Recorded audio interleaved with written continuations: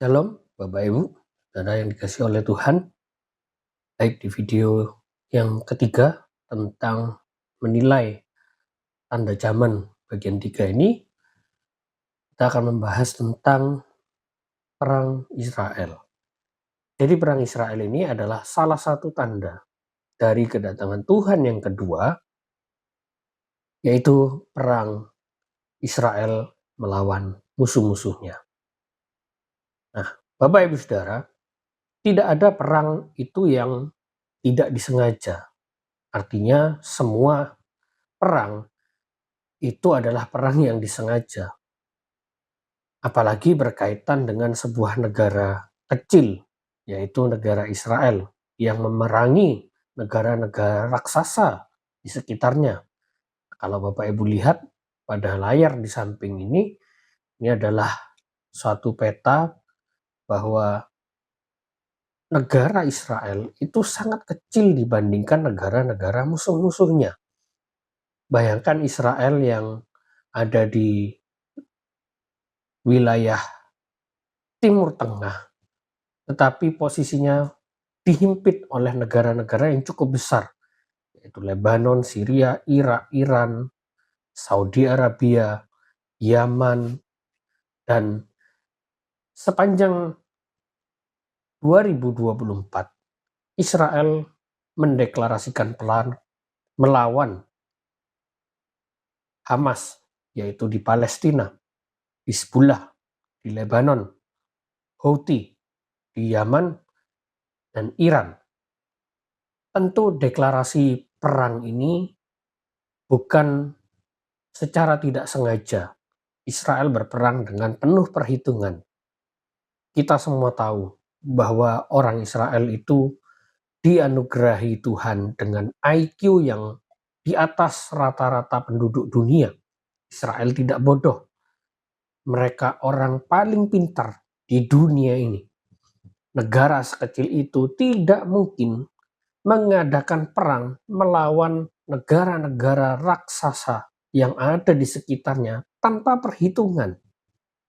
Bukan saja perhitungan secara militer dan ekonomi, tetapi perhitungan-perhitungan secara kerohanian dalam sudut pandang Yudaisme juga mereka hitung. Jadi Bapak Ibu Saudara, kalau kita melihat di media tentang perang Israel ini, ada hitung-hitungan secara militer, hitung-hitungan secara ekonomi. Sebenarnya itu hanyalah pengalihan isu dari perhitungan yang namanya kerohanian di dalam Yudaisme. Nanti akan saya jelaskan apa maksudnya. Nah, perang Israel ini adalah tanda besar, salah satu tanda besar kedatangan Tuhan Yesus yang kedua. Matius 24 ayat 6 sampai 8, Yeskiel 38 dan 39, Bapak Ibu Saudara. Matius 24 ayat 6 mengatakan demikian, kamu akan mendengar deru perang atau kabar-kabar tentang perang, namun berawas-awaslah, jangan kamu gelisah, sebab semuanya itu harus terjadi, tetapi itu belum kesudahannya. Ayat 7 dan 8, sebab bangsa akan bangkit melawan bangsa, dan kerajaan melawan kerajaan. Akan ada kelaparan dan gempa bumi di berbagai tempat, akan tetapi semuanya itu barulah permulaan penderitaan menjelang zaman baru. Dari dulu sudah ada perang. Sebelum Israel berperang tahun 2024 ini, Israel dulu juga berperang kok. Dan juga ada perang-perang yang lainnya. Nah, mengapa ini penting, Bapak? Perang sekarang ini berbeda dengan perang-perang yang sebelum-sebelumnya. Mengapa demikian? Karena perang tahun 2024 ini ada perhitungan secara rohani, bukan sekedar perang biasa. Lalu bagaimana dengan perang yang dulu seperti Amerika melawan Jepang, Jerman, Perancis saling berperang satu dengan yang lainnya. Jadi Bapak Ibu Saudara, yang namanya tanda kedatangan Tuhan haruslah dilihat dari sudut pandang Israel. Karena kita harus ingat pemilihan Tuhan atas Israel tidak pernah dibatalkan. Karena Israel itu sangat berperan penting bagi kedatangan Tuhan yang pertama dan juga kedatangan Tuhan yang kedua. Saya sudah melihat banyak video dari para rabi Israel. Mereka mengatakan bahwa perang ini adalah perang Gog dan Magog. Sebelum-sebelumnya, perang yang terjadi antara Israel melawan Mesir, melawan negara-negara Arab yang lainnya, tidak pernah ada rabi-rabi mengatakan perang Gog dan Magog. Tetapi perang tahun 2024 ini, rabi-rabi menyatakan bahwa inilah perang Gog dan Magog yang akan menandai kedatangan Mesias Yahudi yang bagi kita adalah Mesias palsu. Perang Gog dan Magog adalah perang antara Gog yang akan memimpin koalisi bangsa-bangsa yang akan menyerang Israel. Dalam Yeskiel 38 dikatakan orang Persia, Ethiopia, Put menyertai mereka semua dengan perisai dan ketopong, orang Gomer dan seluruh bala tentaranya, Bet Togarma dari utara sekali dan seluruh bala tentaranya, banyak bangsa menyertai engkau.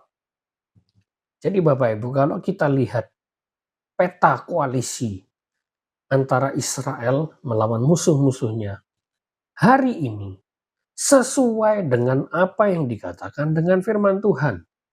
Koalisi bangsa-bangsa, lihat, Persia itu Iran, Ethiopia itu Afrika, Put itu Mesir,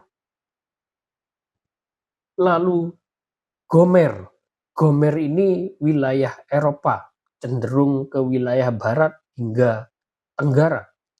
Lalu Bet Togarma ini Armenia, atau lebih umum biasanya ditafsirkan Turki. Memang ada sedikit ketidaksamaan, misalnya Polandia itu cenderung membela Palestina. Mengapa demikian? Ya, karena ada keturunan-keturunan dari orang Persia, orang Ethiopia, orang Put, Gomer, Betogarma yang pindah ke wilayah Polandia dan negara-negara yang lainnya. Tapi secara umum, secara garis besar, apa yang dikatakan firman Tuhan terjadi hari ini persis seperti yang dikatakan di dalam Yeskiel 38 ayat 5 dan 6 ini. Sesuai, artinya tanda-tanda kedatangan Tuhan Yesus yang kedua sudah semakin dekat. Yudaisme mengatakan demikian, perang Gog dan Magog harus dilakukan karena perang ini sangat penting bagi mereka dan sudah dalam perhitungan mesianik mereka yang merupakan penggenapan dari Daniel 9 ayat 25. Demikian bunyinya, maka ketahuilah dan pahamilah dari saat firman itu keluar, yakni bahwa Yerusalem akan dipulihkan dan dibangun kembali sampai pada kedatangan seorang yang diurapi, seorang raja. Jadi Bapak Ibu, memang penafsiran ayat-ayat Alkitab, kalau saya lihat secara pribadi maupun sudut pandang dari sisi Kristen, orang-orang Yahudi ini seenaknya saja menafsirkan Alkitab. Mereka bilang, ini perang Gog dan Magog ini penggenapan Daniel 9 ayat 25. Nah, ada kalimat pertama di atas yang dikatakan, maka ketahuilah dan pahamilah. Dari saat firman itu keluar, itu tidak dibaca, itu tidak ditafsirkan. Kapan itu terjadi firman itu keluar, gitu ya.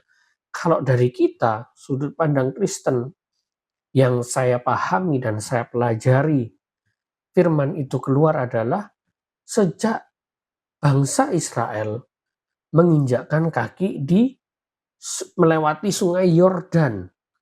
Artinya Firman itu adalah 10 perintah Allah yang dibawa oleh bangsa Israel yang eksodus dari Mesir ke tanah Kanaan.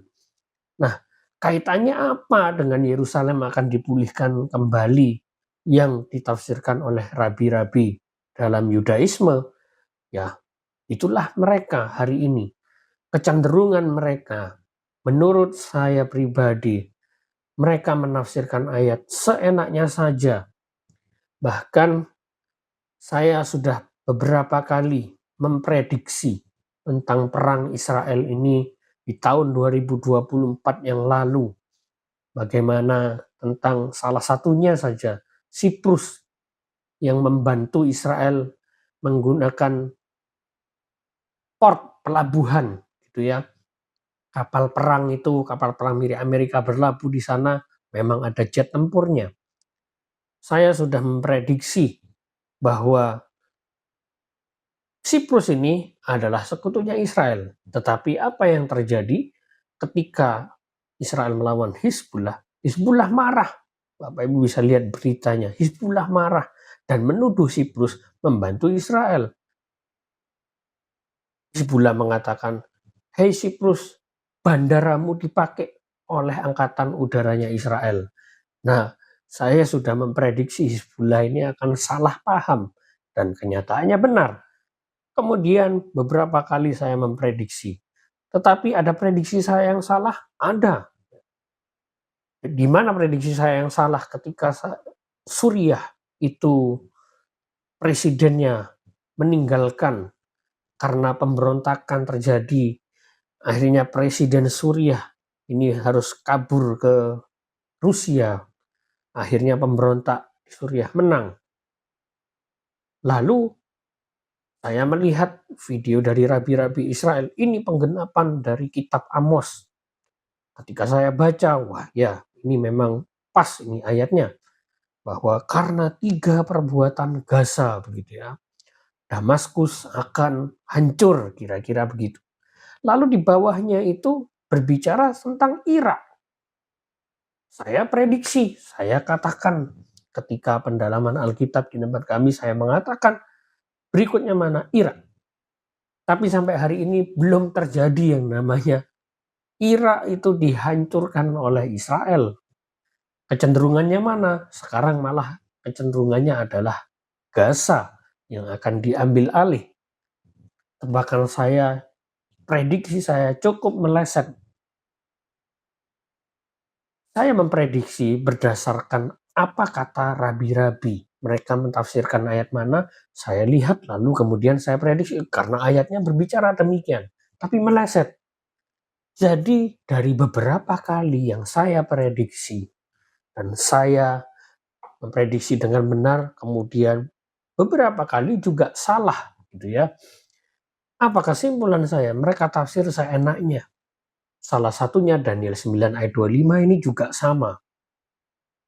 Suka-suka mereka lah. Karena memang Mesias ini adalah Mesias palsu. Jadi mereka gunakan ilmu yang namanya ilmu cocok logi untuk menghubung-hubungkan secara paksa kejadian di dunia dengan ayat-ayat firman Tuhan. Supaya seakan-akan mereka benar. Mereka itu ada di dalam firman Tuhan. Tapi kenyataannya, kalau kita mau baca dalam kitab Hosea, bahwa Israel hari-hari ini jauh dari Tuhan. Jauh sekali dari Tuhan. Nah, Bapak Ibu Saudara, perhitungan mesianik mereka bukan asal-asalan, tetapi dari yang namanya Rabi Judah ben Samuel, begitu ya. Jadi perang ini itu sudah berdasarkan salah satu nubuat, yaitu dari Rabi Judah ben Samuel.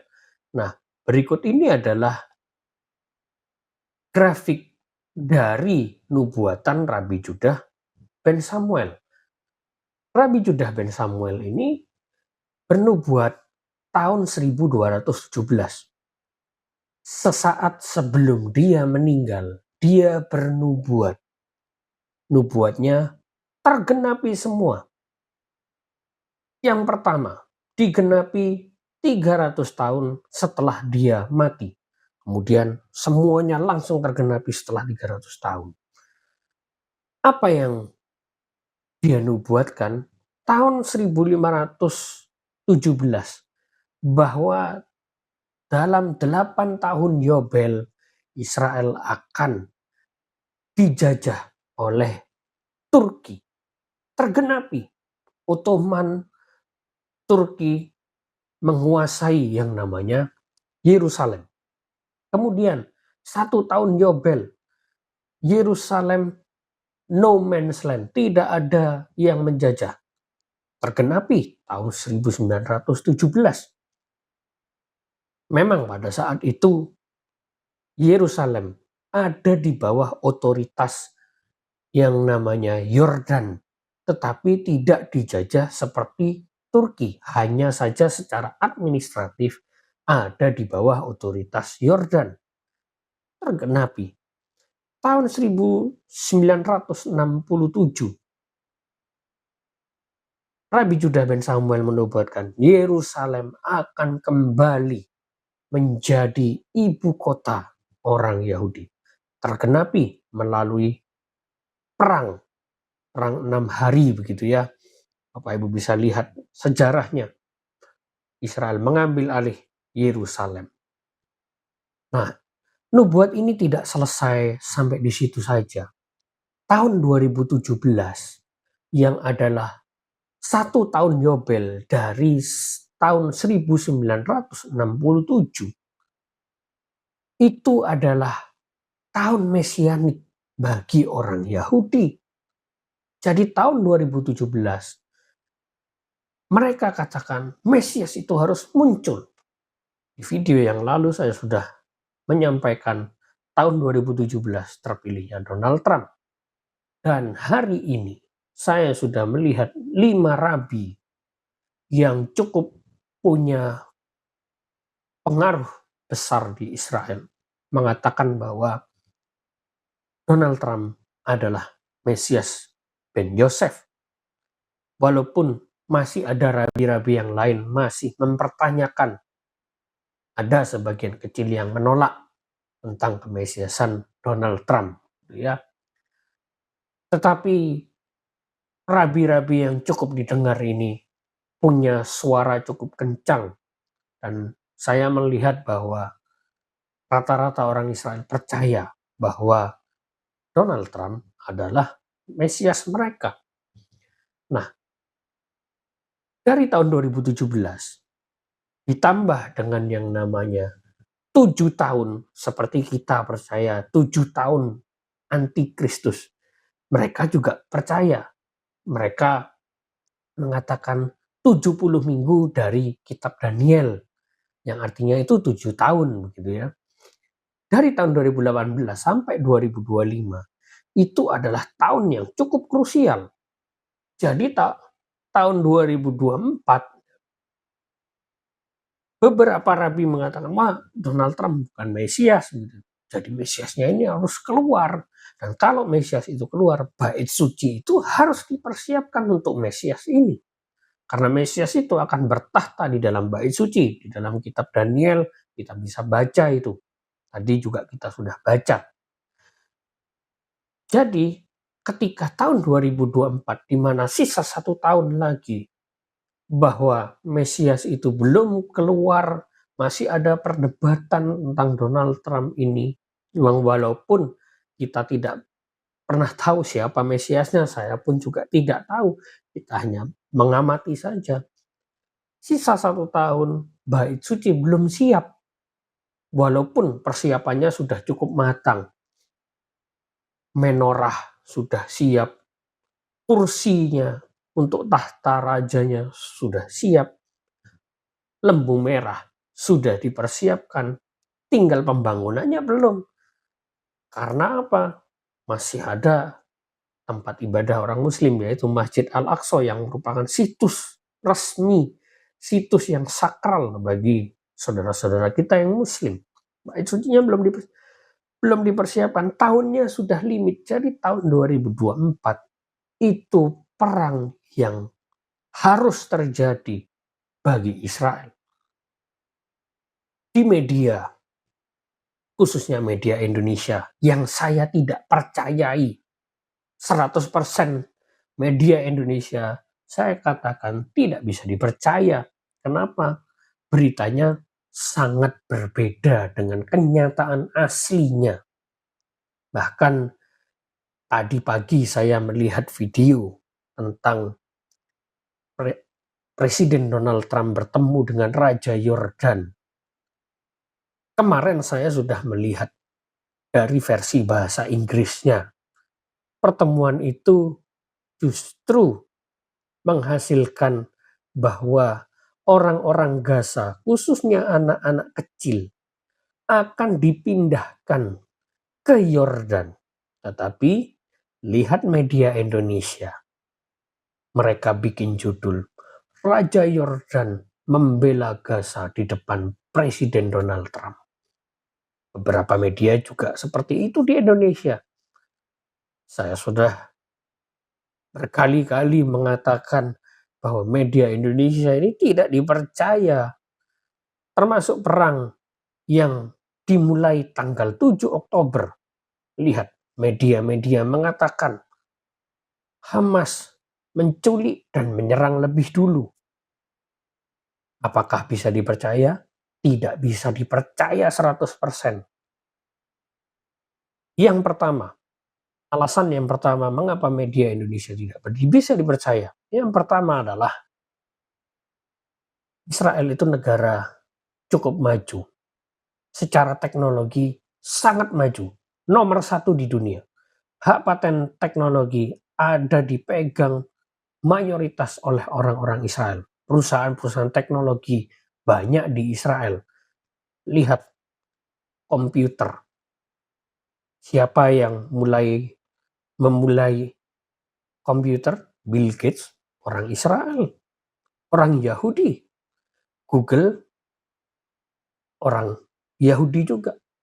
Bapak Ibu bisa browsing tentang teknologi. Israel itu nomor 1. Saya orang teknologi, saya paham bahwa hak paten yang penting-penting dalam dunia teknologi itu semua dipegang oleh orang Israel. Kesimpulannya, secara teknologi Israel nomor 1 di dunia, tidak ada yang bisa mengalahkan Israel. Negara yang cukup maju dengan teknologi, apalagi sekarang, perang militer, pasti mengandalkan teknologi. Tidak hanya senjata, tetapi teknologi itu nomor 1 di dalam militer sekarang. Indonesia pun pakai teknologi dari Israel. Pertanyaannya adalah, mungkinkah yang namanya Hamas masuk ke wilayah Israel tanpa diketahui oleh orang Israel, tanpa diketahui militer Israel, dengan negara yang cukup canggih, yang ada Iron Dome lah, yang ada CCTV di mana-mana lah. Mungkinkah itu terjadi? Saya ragu itu bisa terjadi tanpa disengaja oleh Israel. Kemudian yang kedua, tanggal 7 Oktober, apa yang diserang oleh yang media katakan itu diserang Hamas? Yang terjadi adalah sekumpulan muda-mudi berpesta di daerah perbatasan rawan konflik. Mari kita memposisikan diri sebagai anak-anak muda, orang Israel pada saat itu. Maukah kita berpesta, berjoget-joget di daerah perbatasan rawan konflik? Bukankah itu misi yang cukup bodoh dan bunuh diri? Pasti tidak aman lah. Jadi kedua, pertanyaan saya tadi, jawabannya adalah tidak mungkin kalau tidak diizinkan oleh Israel. Jadi ini sengaja. Memang dikorbankan orang-orang muda itu. Supaya apa? Supaya Israel punya alasan menyerang Hamas dan Palestina. Makanya jangan senang dan turut berkomentar kalau media Indonesia memberitahu Israel membombardir Gaza. Kita juga tidak boleh menghina. Kita juga tidak boleh mendukung. Bukan hanya Israel, siapapun.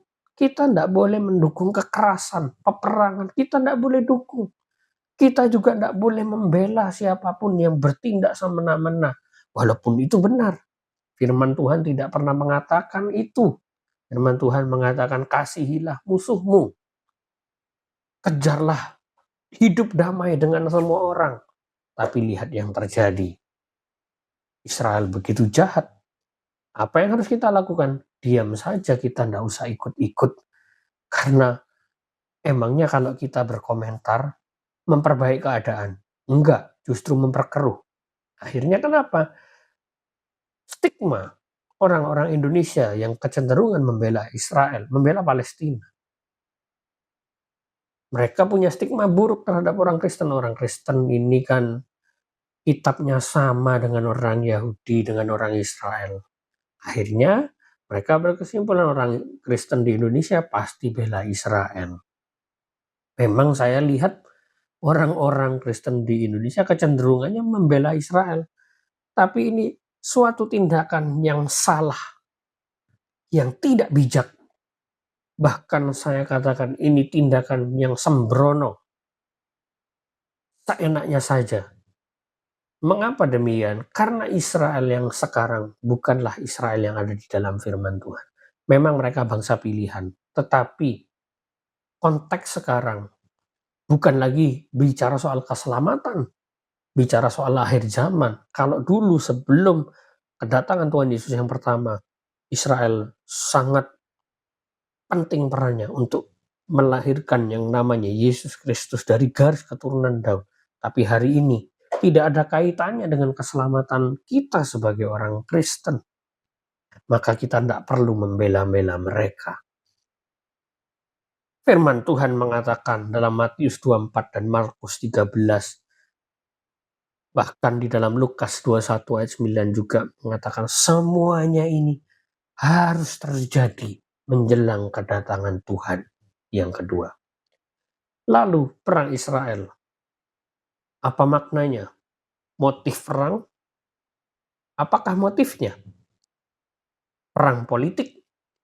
Sekali lagi, media Indonesia, bahkan ada beberapa orang Indonesia yang pernah ke Israel. Ketika perang, mereka sebenarnya dibohongi oleh orang Israel. Orang Israel mengatakan demikian ke orang-orang Indonesia yang pergi ke Israel. Kita itu tidak mau perang karena biayanya besar. Dikasihlah data-datanya. Memang perang itu biayanya besar gitu ya. Tidak murah. Akhirnya mereka yang pulang dari sana itu bawa berita.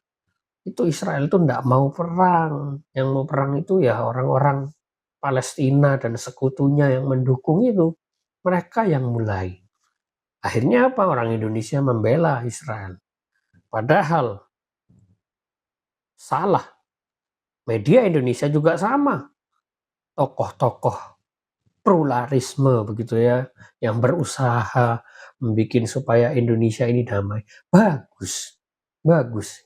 Benar, memang Indonesia itu harus damai, nggak boleh bertengkar antara satu agama dengan agama yang lain. Gara-gara Palestina lawan Israel. Tetapi sebenarnya sumber yang mereka dapatkan itu salah. Karena mereka mengatakan ini bukan perang agama, tapi perang politik. Itu hanya perang masalah wilayah saja. Nah, Bapak Ibu Saudara, kalau kita mau melihat ini bukanlah perang politik. Memang benar, tanah Palestina adalah tanah perjanjian Tuhan kepada Israel. Yang jadi pertanyaan adalah, apakah Tuhan menginginkan perang yang keji hanya karena perkara tanah? Tentu tidak mungkin. Sangat tidak mungkin. Bumi itu masih luas. Tuhan bisa memberkati tanah lewat orang-orang. Lihat kisah perpisahan Abraham dan Lot. Abraham memilih tanah yang gersang. Lot memilih tanah yang cukup subur. Tapi apa yang terjadi?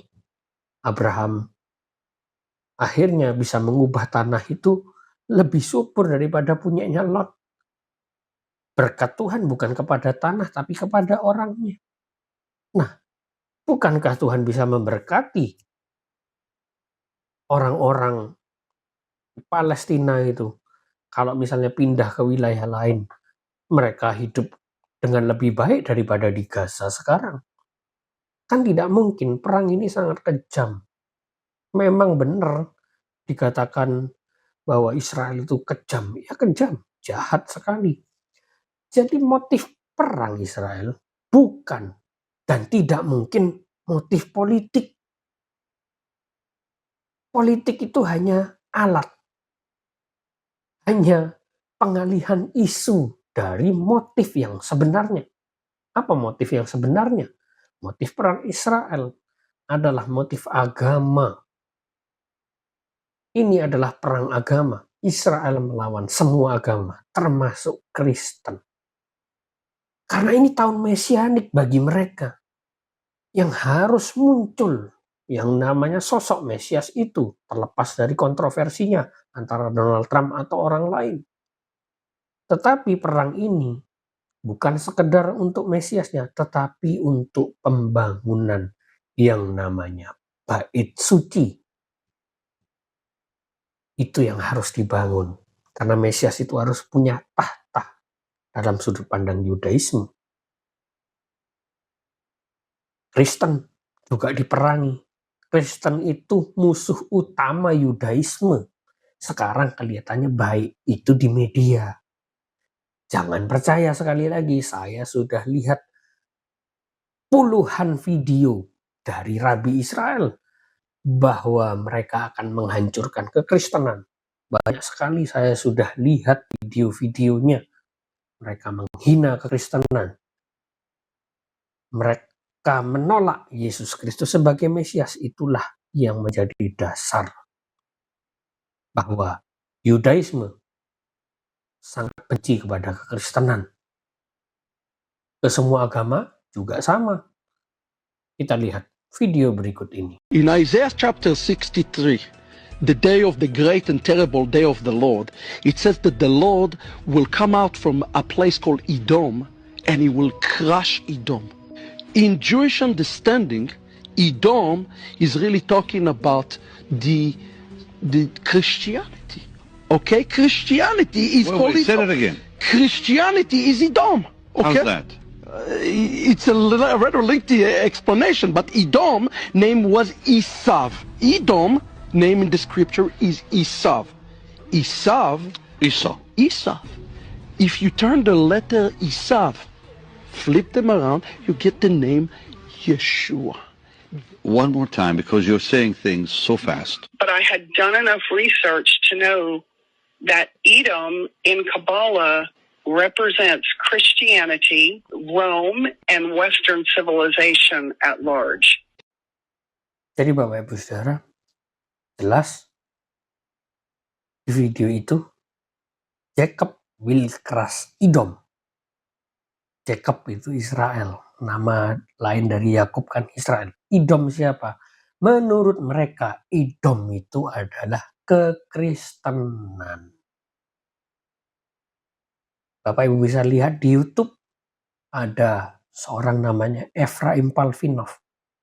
Dia bikin 5 video tentang understanding Edom. Kesimpulannya adalah Edom itu adalah kekristenan. Bagaimana mungkin mereka tafsir seperti itu ayat Alkitab?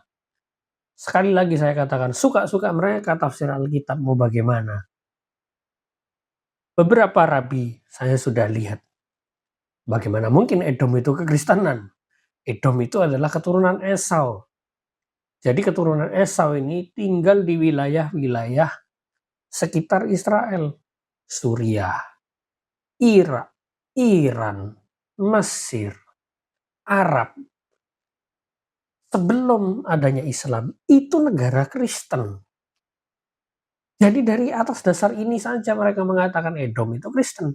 Padahal sekarang itu negara Muslim. Suka-suka mereka lah tafsir ayat Alkitab seperti apa. Jadi perang ini adalah perang agama. Yahudi melawan semua agama, termasuk Kristen. Jadi kita jangan bangga mengatakan Yahudi itu teman kita, kita itu memang sektenya Yahudi. Ya, benar kita sekte dari Yahudi. Tapi kekristenan dan Yudaisme berpisah sudah 2000 tahun. Dan tidak pernah ada garis pertemuan antara Kristen dan Yudaisme. Karena cukup jauh perpisahannya. Tafsir ayatnya saja cukup berbeda. Jadi jangan senang kalau kita lihat, saya pernah lihat video Perdana Menteri Israel Benjamin Netanyahu dalam pidatonya dalam bahasa Inggris dia mengatakan, "We have no better friend more than Christian." Kita tidak punya teman yang lebih baik daripada orang Kristen. Saya sudah lihat video Perdana Menteri Israel Benjamin Netanyahu dalam bahasa Ibrani. Tentu saya pakai translator begitu ya. Apa yang dikatakan sangat berbeda dengan yang di bahasa Inggris. Karena di dalam bahasa Ibrani, Perdana Menteri ini ngomong ke orang-orang Israel langsung ke rabi-rabi.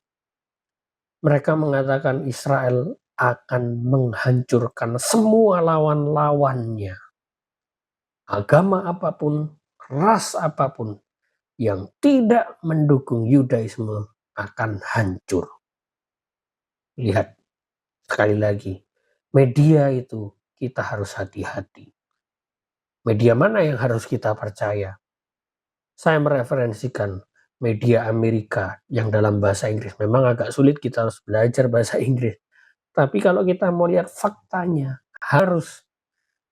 Kemudian media mana? Media Israel. Media Israel cukup banyak yang pakai bahasa Inggris. Ada juga yang pakai bahasa Ibrani. Tapi bisa ditranslate. Zaman sekarang teknologi gampang translate bahasa Ibrani ke bahasa Inggris. Juga bisa ke bahasa Indonesia. Tapi lebih baik ke bahasa Inggris. Karena terjemahan Ibrani langsung ke Indonesia cukup kacau bahasanya. Bapak Ibu bisa cari, bisa browsing sendiri. Kemudian yang ketiga, tujuan perang. Di media dikatakan ini perdamaian. Israel itu negara yang cukup damai. Mereka ingin damai. Mereka tidak mau perang. Tapi Palestina itu yang pengen perang. Yang mau saya tanyakan, kapan damainya? Pernahkah terjadi perdamaian di Timur Tengah? Apakah perdamaian itu terjadi secara permanen? Jawabannya adalah tidak pernah. Tidak pernah ada perdamaian. Perang terus setiap hari. Gencatan senjata, oke, boleh terjadi secara umum. Tapi di perbatasan, sentimen itu cukup tegang. Negara itu cukup tegang. Itu sekali saja ada pemicu perang, mereka akan perang kapan saja. Karena ada perdamaian, justru kebencian demi kebencian yang tercipta. Nah, apa sih tujuan perang ini? Tujuan perang ini, Israel itu punya tujuan. Yang di media-media Indonesia, saya belum pernah melihat diberitakan. Ya, ada sebagian kecil lah orang-orang Kristen yang juga sudah mulai membicarakan tentang akhir zaman belakangan ini. Di Semarang, di Jakarta, saya lihat ada beberapa gereja yang bukan gereja besar, gereja kecil justru yang membicarakan tentang akhir zaman. Apa tujuan Israel? Yang pertama adalah Greater Israel. Mungkin kita pernah dengar.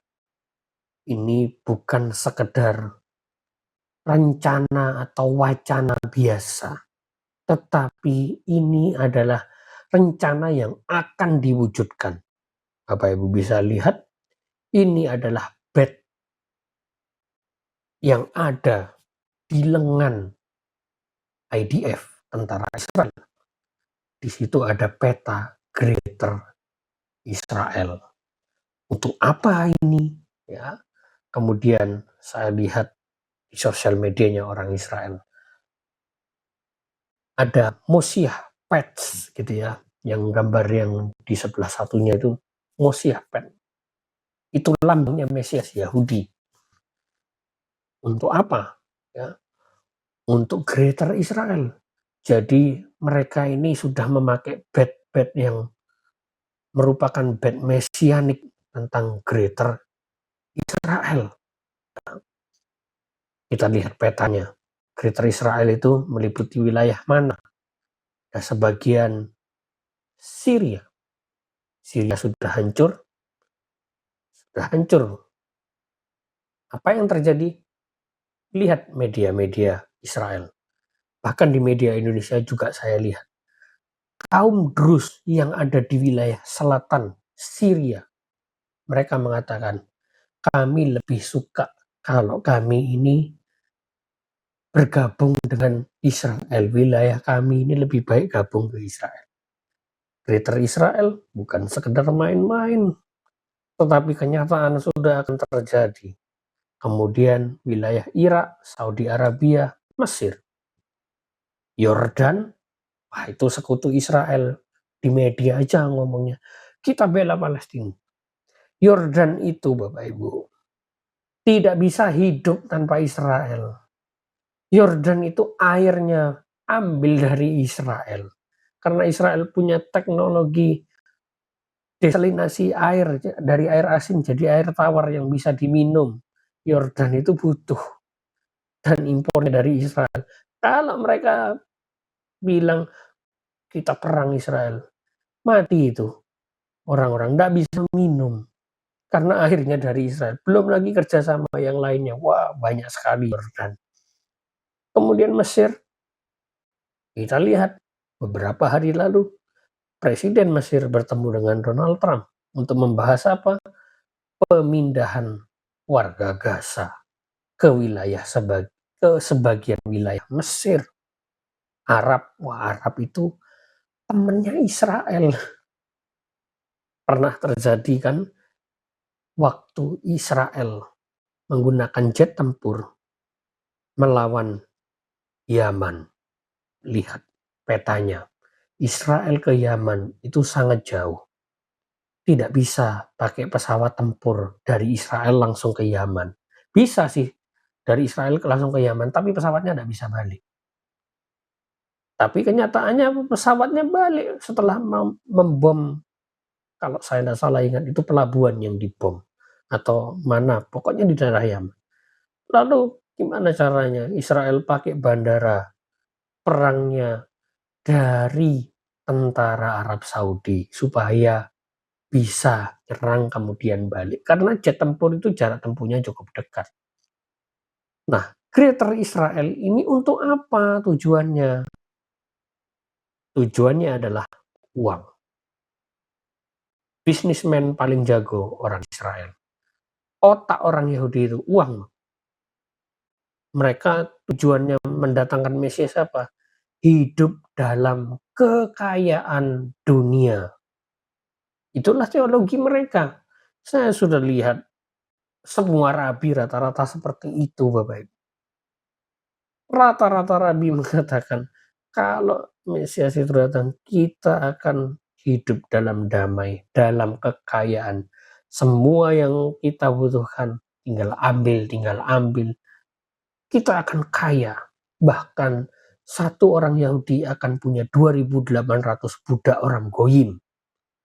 Lihat, otak mereka hanya soal hidup di dunia.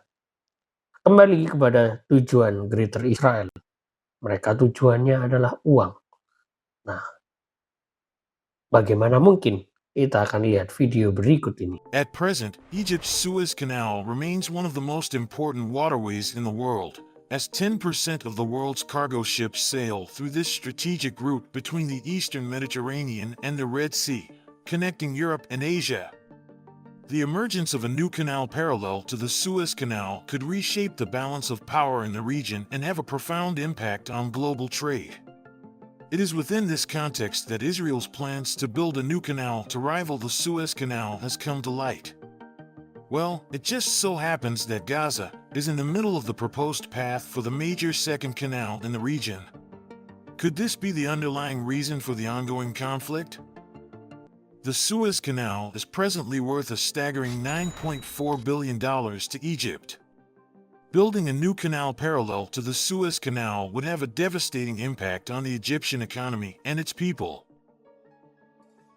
The origins of the Israeli Canal date back to the mid-1800s, when the British considered the proposal of a canal to the Red Sea via the Dead Sea. In 1855, William Allen, an English naval officer and an explorer, proposed an alternative to the Suez Canal. His idea was that a canal that would connect the three water bodies, the Red Sea, the Dead Sea, and the Mediterranean Sea, would be cheaper than the projected Suez Canal. The canal would connect the Mediterranean Sea with the Gulf of Aqaba and thus the Red Sea and the Indian Ocean. If it goes ahead, this new canal will be 293 kilometers long, almost one-third longer than the 193 kilometers Suez Canal. It would cost an estimated $55 billion to construct. Whoever controls the canal will have enormous influence over the global supply routes for oil, grain, and shipping. Israel has projected an income of about $6 billion a year or more from the canal. This is in addition to the fact that Israel will have the largest artery connecting the Mediterranean with the Red Sea. The canal will also drastically reduce the possibility of a crisis in world trade, like the one seen during the Suez Canal blockage in 2021, when a cargo ship got stuck and caused the biggest traffic jam. Unlike the Suez Canal, the Ben Gurion Canal can handle ships going in both directions. This will be achieved by the creation of two canals. With its strategically invaluable location, Gaza potentially sits at the epicenter of the Ben Gurion Canal's monumental aspirations. Strategically, Gaza's pacification is critical for the canal to attain its groundbreaking potential. There's a more profound economic and strategic calculus at play, one that the global community must awaken to. Most conceptualized canal designs favor a pronounced detour to the north to bypass Gaza. But taking control over Gaza would allow for a more direct route without the winding detours, drastically reducing the transit duration and potentially leading to substantial financial savings of billions. Moreover, a canal closer to, or tracing the Egyptian border would offer unparalleled military advantages, fortifying Israel's defenses and providing a buffer against potential threats from the south. Nevertheless, experts are of the opinion that building this new canal will shake the strategic energy balance of China's Belt and Road project and the Mediterranean, along with the Strait of Hormuz, which is the transfer point of 30% of the world's energy, and may trigger a global war. What do you think? Is this mega project really necessary for the region, or is it just another profitable venture? Video ini jelas menunjukkan tujuannya untuk apa. Kita tahu semua di Mesir ada terusan Suez. Apa manfaatnya terusan Suez? Mesir dapat uang cukup banyak. Karena setiap kapal yang melintas harus membayar sangat mahal. Kita sudah lihat di video tadi, Mesir dapat banyak uang. Orang Israel mengatakan demikian. Terusan Suez itu untuk apa sih? Untuk transportasi kapal, pemindahan barang, jual beli, dagang. Antara mana? Asia dengan Eropa. Orang Israel mengatakan, Mesir itu Afrika. Kenapa harus Afrika yang jadi jembatannya antara Asia dengan Eropa? Kenapa enggak kita? Israel aja, Israel itu kan Asia. Kenapa enggak jadi penghubung, kita dekat dengan Eropa? Nah, jadi Bapak Ibu Saudara, orang Israel ini pikirannya bisnis, duit saja. Duitnya untuk apa sih? Nah, untuk mereka hidup dalam kemewahan dan pembangunan bait suci keempat. Ini bukan bait suci ketiga, tapi bait suci keempat. Mereka pakai nama ketiga untuk marketing saja. Karena bait suci itu sudah ketiga kali. Pertama, bait suci Salomo. Yang kedua, bait suci yang dibangun oleh Ezra. Yang ketiga, bait suci Herodes. Sekarang ini bait suci keempat, tapi mereka pakai nama bait suci ketiga. Karena 4 itu angkanya cukup jelek. Orang-orang Tionghoa juga sama, punya pemikiran yang sama, 4 itu angka mati. Jadi mereka akan bangun bait suci keempat untuk Mesias Yahudi, yang akan menghadirkan shalom, yang akan menghadirkan berkat jasmani bagi semua orang Israel. Jadi Bapak Ibu, ini bukan sekedar main-main. Bahkan tentara Israel sekarang sudah pakai Moshiach flag, ya, dan Moshiach soldier. Mereka mengatakan bukan IDF, tapi Moshiach soldier, tentaranya Mesias. Kenapa? Karena mereka sudah sangat siap dengan kedatangan Mesias Yahudi. Saya sudah lihat beberapa dari platform sosial medianya orang Israel. Banyak yang mengatakan Moshiach now. We want Moshiach now. Moshiach now. Mesias harus sekarang. Kita ingin Mesias. Lalu ada berita tentang kriminal. Orang Israel komen. Solusinya adalah satu. Mesias. Kenapa mereka juga mengharapkan yang namanya penebusan dosa? Sudah lama mereka tidak disucikan dosanya menurut mereka. Ya. Karena harus bangun bait suci supaya bisa pengampunan dosa. Jadi Bapak Ibu, perang ini bukan perang biasa, tapi tujuannya cukup besar, yaitu pembangunan bait suci dan kemunculan Mesias Yahudi itu. Pesan saya adalah, even the world in crisis, make sure that we are in Christ. Meskipun dunia ini dalam krisis, peperangan di mana-mana, Ukraina lawan Rusia, itu juga strateginya Israel. Karena musuh utama Israel itu juga Rusia. Ukraina dipakai Israel untuk jadi alat peperangan menghancurkan Rusia.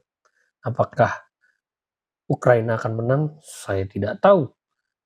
Itu hanya alat saja untuk mewujudkan Greater Israel juga. Sangat ada hubungannya. Hubungannya apa? Dengan minyak begitu ya, pengeboran minyak.